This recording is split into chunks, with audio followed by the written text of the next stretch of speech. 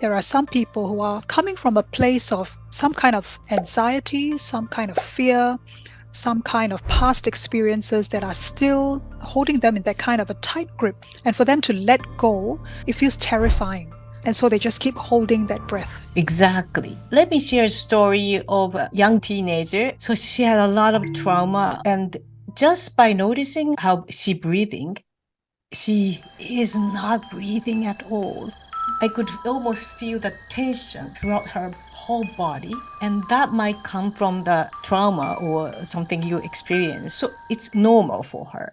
But let's say she wanted to change something and she feel that it's too much for her to hold that state of physical mode, and she came to the class. And the beautiful thing about this breathing is that you only need to focus on your breath, meaning that you don't need to blame what's going on in your brain about robbing your end with a negative thought.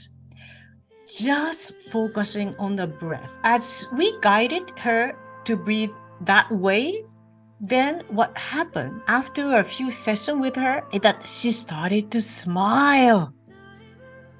And that was a most amazing, glorious smile I ever seen. And that's something you can do for yourself too. It sounds to me that what you're also saying is that in cases where people have become disconnected from themselves and they don't feel safe, breathing is actually a very easy and safe way for them to reconnect and to start having a new kind of relationship with themselves.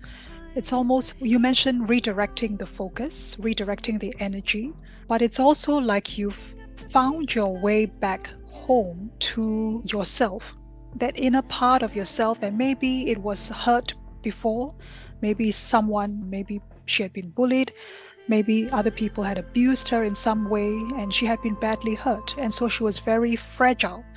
And so she closed up and closed off her breathing to protect herself. But you taught her how to breathe again in a way that felt safe for her so that she can start having that flow of the spirit, flow of the energy Yes. that is inside everybody, that everybody is born with.